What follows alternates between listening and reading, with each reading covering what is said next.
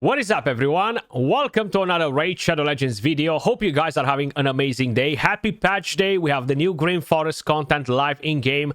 I already released a different guide, a general guide for the Green Forest content, talking about pretty much everything that you need to know about it. So make sure you guys check out that video if you want to have more in-depth explanation of pretty much everything related to that content. In this video, guys, I am not on my account, as you guys can probably notice. I am on Lady Valkyrie's account, and I'm going to show you how to build your decks. We're going to talk about champions that are extremely good in the Green Forest. She does have a pretty good account. One of the main things with her account, of course, is not having the Great Hall Max.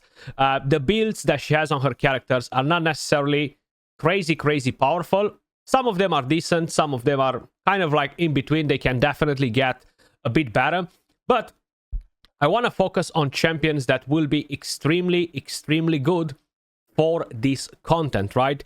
As you guys can probably notice, we do have a bunch of amazing champions on the account. It's not a super stacked account with mythicals or anything like that, but she does have a bunch of very good champions.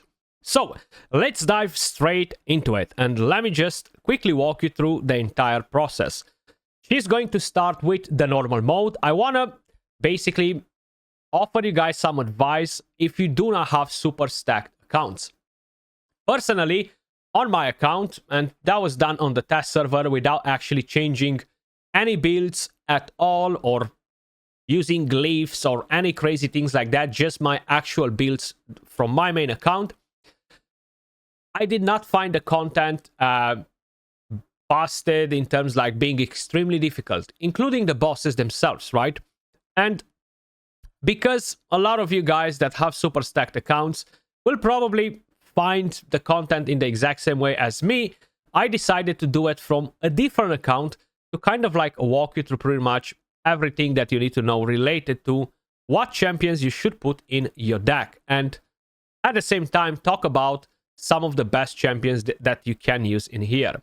So this will still be for the hard mode, of course. We're going to head on to normal mode, and we're going to talk about the decks. So we have deck 1 and deck 2. In deck 1, we're going to put support champions and debuffers. In deck 2, we're going to put damage dealers and debuffers. Like this, we're going to ensure that we are getting a good mixture of champions every time we draw from the decks, and we're planning to challenge any stage in the game. So, starting with very important champions, heal reduction, okay? So, for example, Lemnisy, she was a free champion, probably like, what, 6 months ago or something like that.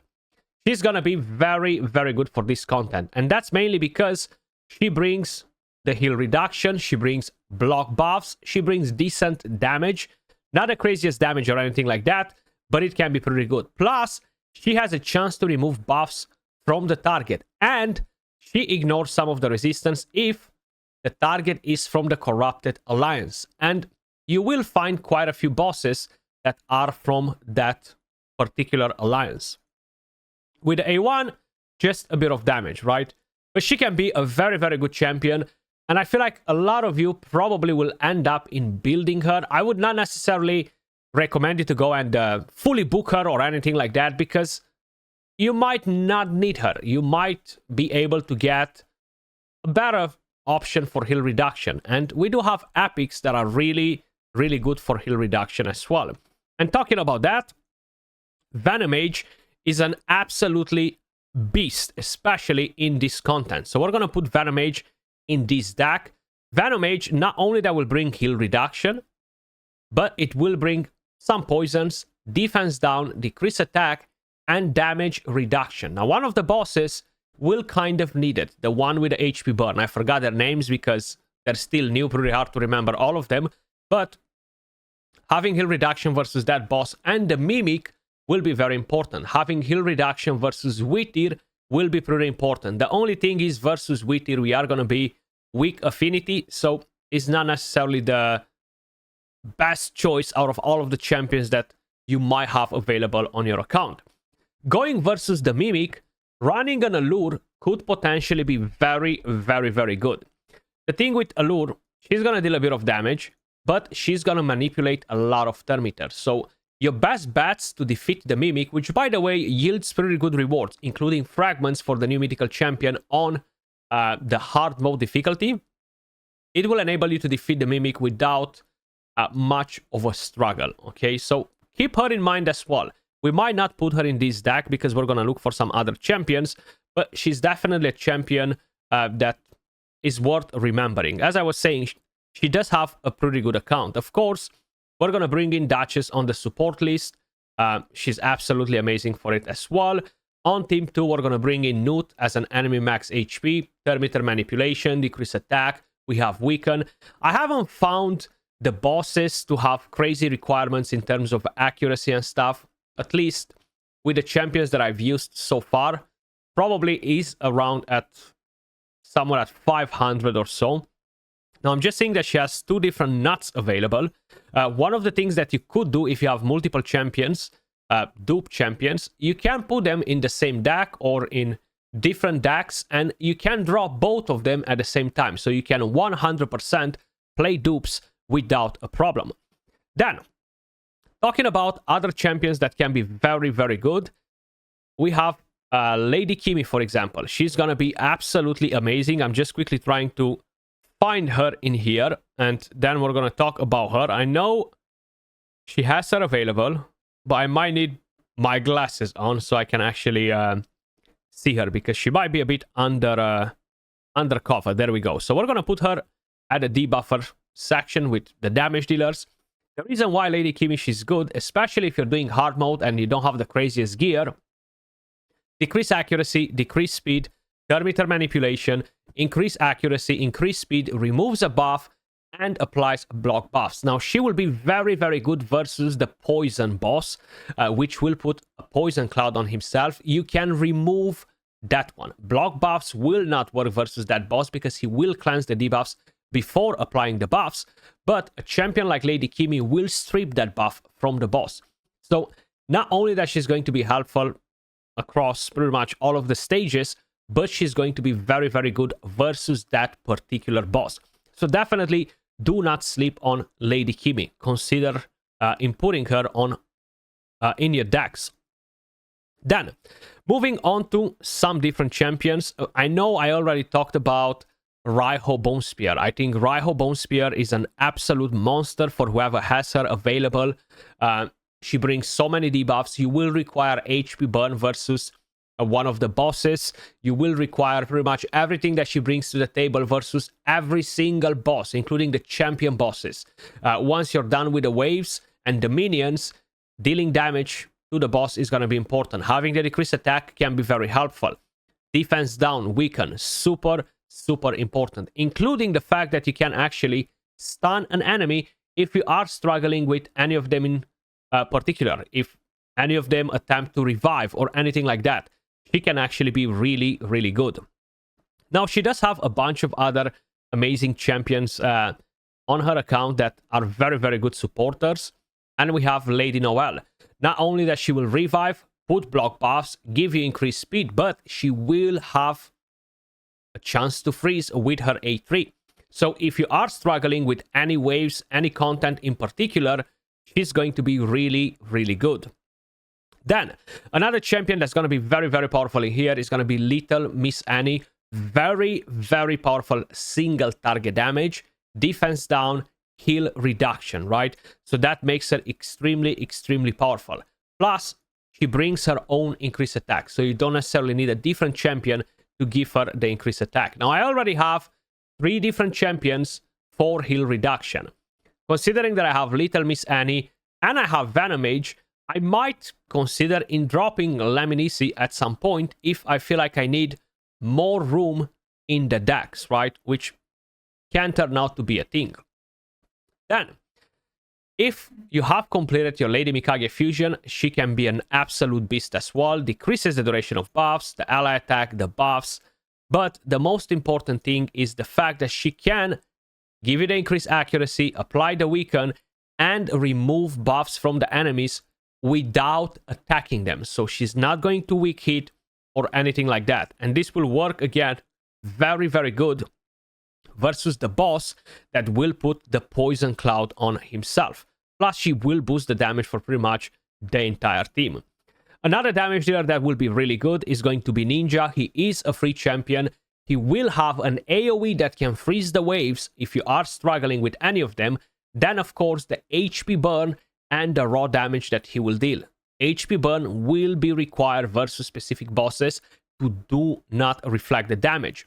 Plus, we do have a boss that behaves like an actual clan boss. And because of it, you will want to have some very good single target damage dealers that can ramp up a lot of damage very, very fast. So having a champion like Ninja in your team is going to be a massive, massive win.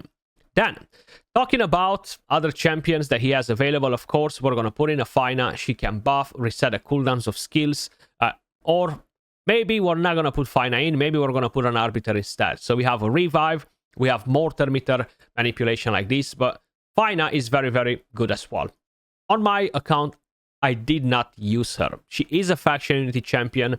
They are a bit trickier than the regular ones. And you do want to make sure you have Revivers, because if you're not drawing Revivers and you are going versus a boss stage where you need a Reviver because the boss is absolutely demolishing you, you will be in trouble. And having, of course, healers is going to be very, very important as well. Then we're going to look for Lydia. Now, I do not have to tell you that Lydia is going to be absolutely goated. She is very, very powerful. Block buffs, defense down and weaken, AoE, increase speed, increase strength, and that's going to be extremely, extremely helpful. We do have a lot of good champions in here. Harima can be useful if you want to use her, of course. We might look at some different options rather than the most obvious ones, right? Pythian, another very good reviver, cleanser, immunity. I have been telling you since the beginning, cleansers, immunity champions will be the most powerful supporters in here because the bosses debuff a lot. Now, of course, having some protection builds on some of these champions will be very, very helpful and important at the same time. So we're going to put Pythian in there. So far, we have 1, 2, 3, 4 revivers. I think the chances not to draw a reviver in the process are going to be very, very, very low. But probably it can still happen to don't pull a reviver in the process. One thing that I do like about the game mode is the fact that we do not require to have a lot of crowd control champions and all that stuff. So on the next deck, on the damage one, I'm going to bring in Sun Wukong as well. Not only that he can deal very, very good damage, but he does have the ability to strip buffs before attacking, which means that he can deal with that one particular boss as well that will put the poison cloud. Moving on to some other champions that we have available right here and are very, very powerful. He does have a Leonardo, so it's going to be kind of like a no-brainer not to use him. Even though we're not using any other turtles, he's still going to be really good. The buffs that he's bringing in with the ally protection, the unkillable, will make him great versus the freaking goblin boss. And just in general on waves and stuff like that. You have Queen Eva, a very, very good damage dealer. Now, these decks are almost full, right? I'm running out of room to put in champions. But Queen Eva will bring in heal reduction and block buffs with her A1 as well. Plus, very, very good single target damage and decent AoE damage if you need it for the wave. So you can definitely consider her as well. If you are struggling with finding champions that bring in the heal reduction, keep in mind, Ghostborn is another one of them. Heal reduction, increase attack, and unresistible defense down. Pretty good champion as well if you do not have many other options. Because I already have 1, 2 options for the heal reduction, which I think is going to be more than enough for these small decks. I'm going to remove Lemnisci from there. Glaciad, very, very good support as well. So, of course, he's going to jump in there as well. And I'm done with revivers. Now we have 1, 2, 3, 4, 5 revivers, healers, more than enough. We are looking now to bring in potentially more debuffers to the table and bringing in some more damage dealers. if we can look for a very good AoE damage dealer outside of Leonardo and Wukong, we are spot on. We have one enemy max HP to help us deal with some of the bosses. We could bring in a Wallmaster Otorian, block buffs, multi hits, enemy max HP hits. It can be very good. But I'm gonna bring in a Cheshire Cat, and that's gonna go in deck 2. You have the speed aura, very, very good. You have the self buffs and crazy, crazy good damage, single target and AoE. So kind of like a no-brainer. You have a skill like this, you're just gonna go bananas and absolutely wreck the enemies. Now, we are looking potentially at another champion that might bring in an HP burn, or a champion that can land some more debuffs. So we have Lydia in the team. We have Raiho, which is single target. I saw that he has a Venus. A Venus can actually be pretty helpful as well. She can deal decentish damage, nothing too crazy, but we do need more debuffers as well. I do not see an Armans or anything similar that can really manipulate the Thermiter, unfortunately. We do have Chagur, we have Thor, which is going to be very good for AoE damage. We have Nishak. We have a bunch of other champions that work as AoE damage dealers, right? But I'm going to try to look for a good Thermiter manipulation champion as well. So right here, still kind of like debating. Do we need Venus in? I feel like, based on what I've seen, playing almost all of the stages, defense down is helpful and weaken.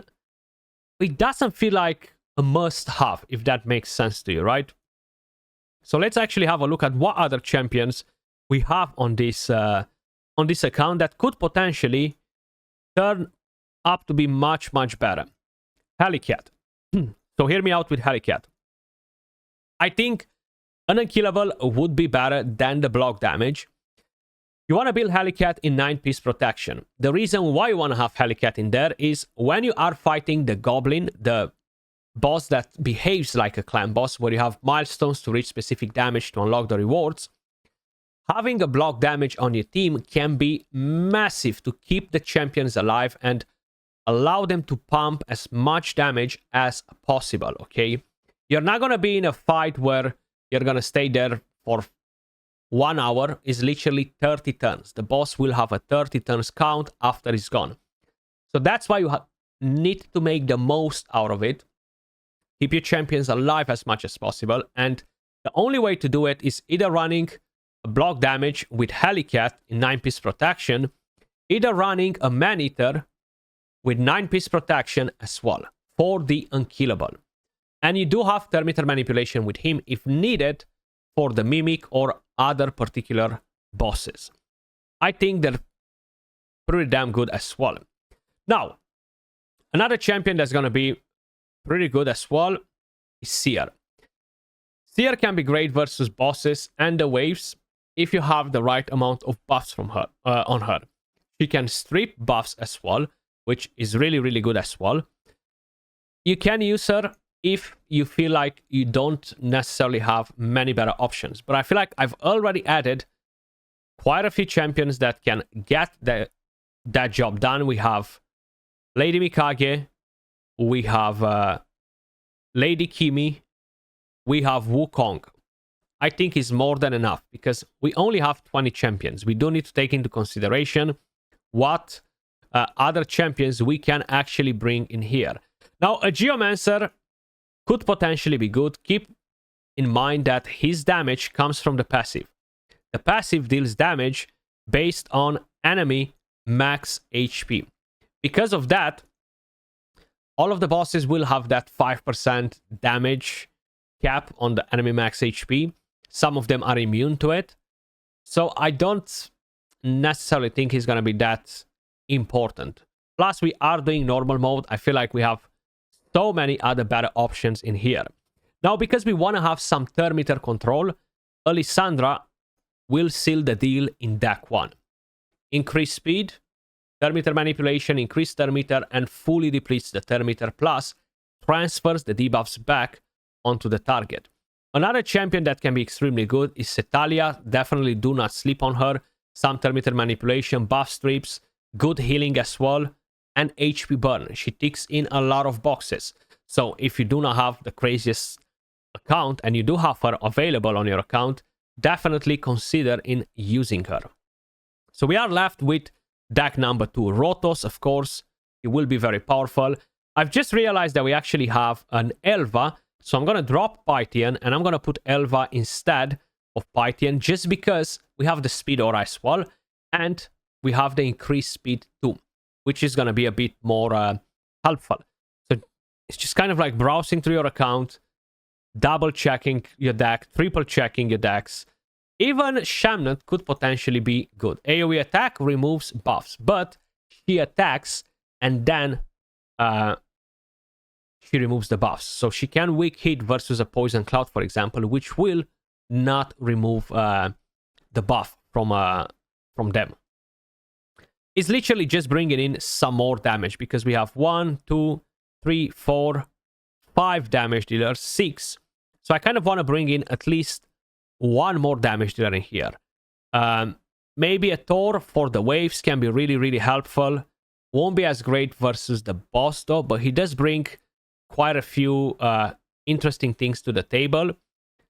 Maybe a Harima can be very good as well to help us with survivability, counter the ignore defense effects from the enemy.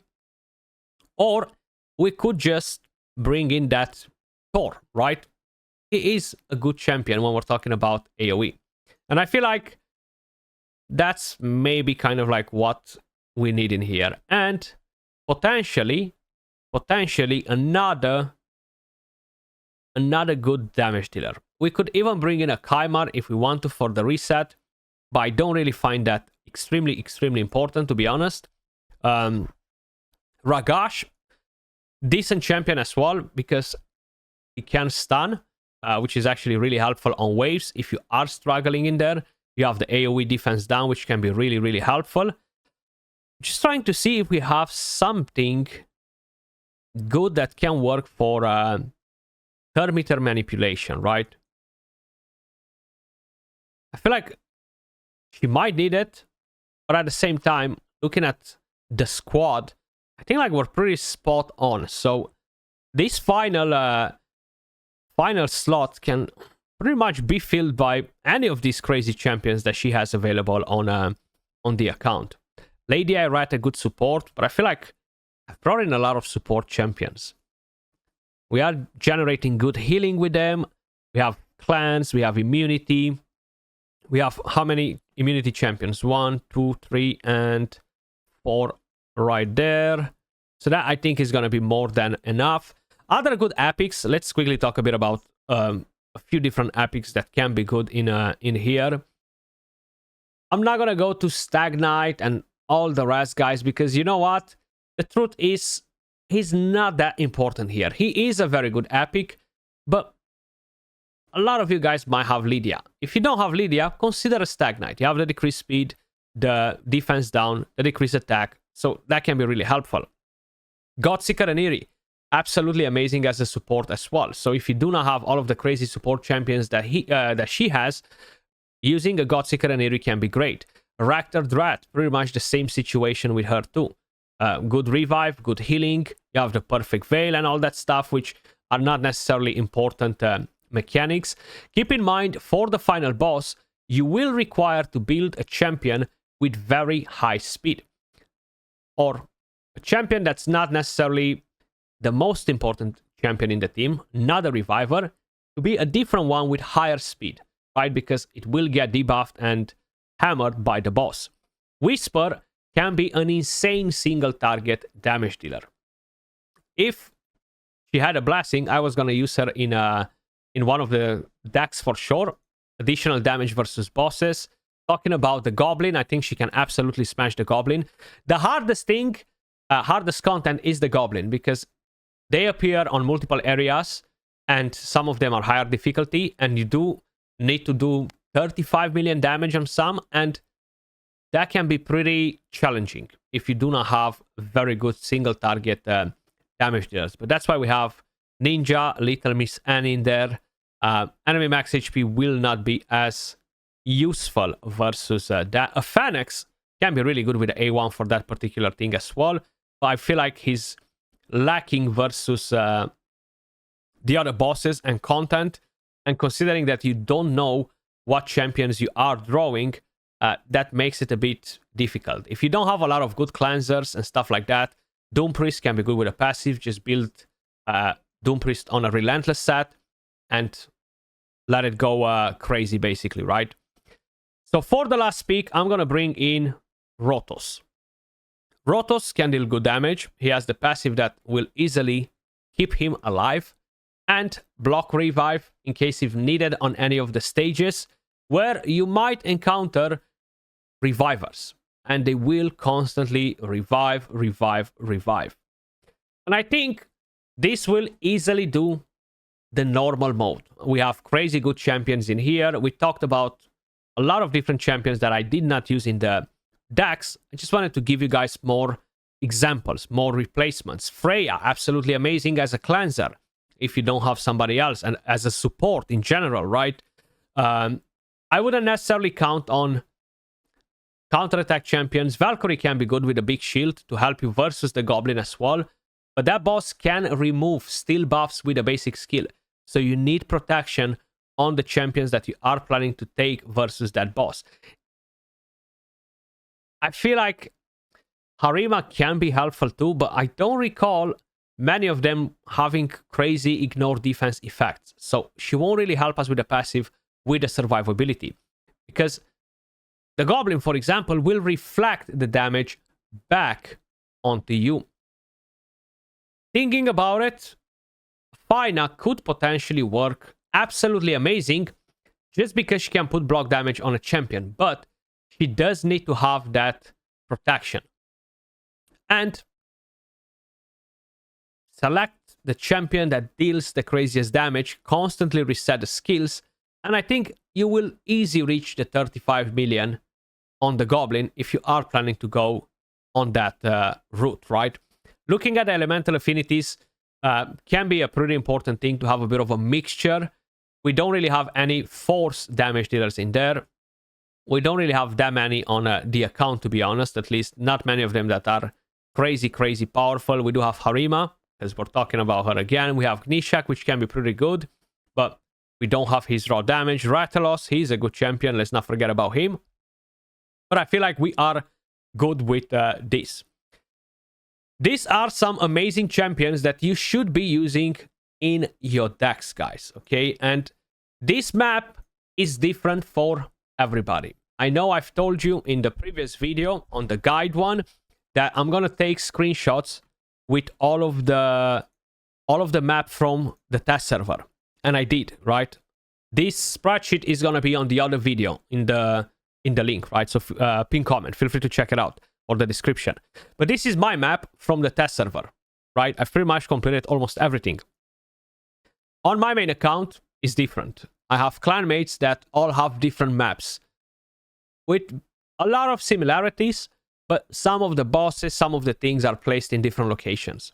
So I do think that Plarium made some form of an algorithm that is constantly changing and changing these maps, right? And I don't think saving rotations will be helpful at all, right? So you can just go in whatever direction you guys want. There is no good or wrong. There is no secret strategy with the paths. If somebody tells you that, they're just BSing you, so completely ignore it.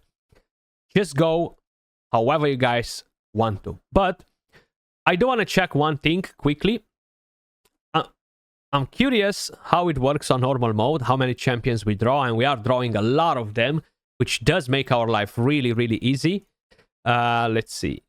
Pour, bang, and I'm curious to see the difficulty as well. Like, how does it feel from her account on normal mode? I think we might be too strong for normal mode, but that's fine. She starts with normal modes. With normal mode, she defeats it, and she can move on to hard mode, because every single month you're gonna be able to complete every single difficulty. Okay, so you're gonna have enough distorted energy to do all of the stages on both of the difficulties, plus most likely some leftovers. What I want to check is if I'm going to find an altar in this area going up, because I found one on my account, I found on the test server, and every one of my clanmates found one in a very similar location. We have a chest right here. Let's get that up. I think that was around here, the altar that we found before. Another chest. Are we gonna get a mimic here? Yeah, we are. We are, and we're gonna challenge that mimic just to show you how it will play out. It's just weird that we did not find an altar there. I was kind of expecting it to be in the same location more or less for everybody, because that's what I've seen so far. We can let it start on auto. The waves really do not feel that difficult, and I really wanted to get the feel of how this feels for her account.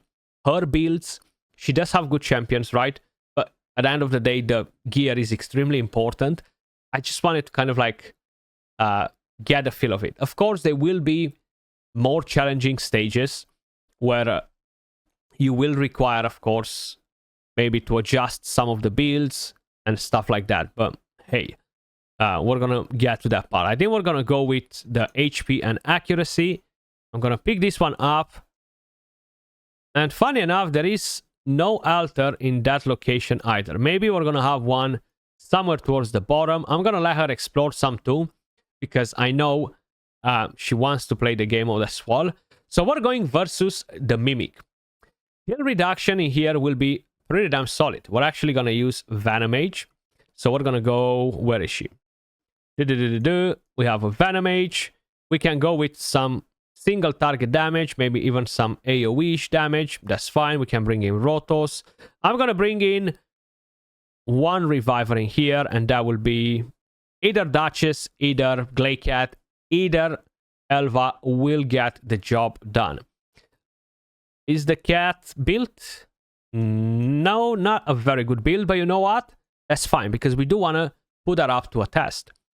I don't really have crazy Thermimeter manipulation in here. I could bring in Newt for it, but I'm going to try without it. So as long as I have a heal reduction, just to help me out a bit with the Mimic, we might not even need it. We might not even need it. And I'm going to bring in Wukong, right? Let's go in like this. So basically this boss will devour one of your champions and is going to regain HP. That's why you kind of like want to put that heal reduction on. And I think we just weak hit right there with Venomage. You see, we lost one of the champions. So I'm going to let them go on full auto to see how they play out. Another weak hit, so we haven't actually put any heal reduction. Brimstone, of course, will be very, very important. So let's see, what do we have right there? The boss does deal some pretty good damage, and look at the healing, you see? The boss gained a lot of healing, but now we actually apply the heal reduction. So the boss won't heal anymore. And we are about to free our Wukong too, which should start to put in a bit of damage. I was gonna say, we need somebody to die so we can get some continuous heals. There we go. Destroying some of the target's HP can be good as well. We lost Wukong again. That's fine. Now, we do not have that heal reduction on the team. Heck, we might actually need to use a redraw if needed. One thing that I haven't done is look at the affinity. So I've brought in a Venomage. I did not have any other option for the heal reduction anyway. And I brought in Rotos. I could have bring in maybe a different damage dealer. That's why I said you need to kind of like pay a bit of attention to the elemental affinities as well. Now, another thing that's important with these bosses, you do not have to challenge these bosses now. You literally have plenty of time to do so after you uncover more of the map, after you level up your squad more and you gain more stats on your characters. By the looks of it, Rotos is not built or something like that. It doesn't seem to have a pretty good build. We actually got another weak hit right there. So it seems like if we're going to encounter Force Affinity Mimics, we will struggle a bit with this. So what we can do is redraw. Try to redraw this right here. And let's see. What do we have? Heal reduction. Venomage is still here. And funny enough, we do not have Little Miss Annie available. Once again, Ninja is here too, but it might not be enough. We do have Leonardo. We will have to check how he's built, but I'm going to use the final redraw as well. And now I have Little Miss Annie. I have Raiho Bone Spear too, which will actually be way, way more helpful. I'm going to start with Elva in the team. So let's go. Elva, Speed Aura. Let me check the build as well, just in case. A bit slow, but that's fine. Then we're going to go with Little Miss Annie. Do we have accuracy on her? We have accuracy. We have a pretty decent build as well, which is great. Then we're going to go in with Lysandra, so you can see how the Terminator manipulation will work. Not a bad speed. She's actually very, very slow, but that's fine. Then we want to bring in more damage. I'm already going to have defense down from Little Miss Annie. I don't feel like I needed more. Wukong was getting devoured. And that's mainly because he has good stats, right? So I'm going to bring him once again in the team to make sure that the boss won't get my Little Miss Annie. And I'm going to look to bring in another damage dealer. And that will be Ninja. More defense down, HP burn, and most likely he's going to have a fairly decent build. Let's see it now. Now, I will manual with Little Miss Annie to make sure I will put the heal reduction on the right boss, because if not, it might target the chest. You see the damage from Little Miss Annie is already better. Have Wukong do a bit of damage. Have Ninja do a bit of damage. Get that immunity on. And now we can do this. And we drop some Terminator, which allows us to go in harder. Just adjusting a bit the team to bring in the right mechanics, right champions, is going to be very, very important. Now, Venomage is great in here too. The only problem was that this Mimic is for Force Affinity, and the weak hits were very, very painful. I think I'm doing enough damage that I don't have to worry about going and rescuing my champion from the chest. I think I'm going to be done by the time the 4 turns expire, right? So we're just going to continue to attack the boss. Heal reduction. It barely took any turns now because of Lysandra being in the same team too, which is really good. Armans can pretty much do the exact same thing. So we got another weak hit right there, but that's fine. Little Miss Annie should put an end to it now. And that was pretty straightforward. I was curious to see the rewards on normal mode as well. We got more XP. And now, slowly we're going to get to the next level, unlock more trade cards. Then, once we're going to unlock the first altar, which might be hiding somewhere in this area, but I'm going to leave the rest of the energy so she can play the game mode a bit as well. I just wanted to do a guide from a different account rather than mine, and this was literally the perfect one to get the job done. That's pretty much it for this one, guys. Hopefully you found the video helpful. If you did, smash a like, subscribe, and I will catch you all in the next one. Peace.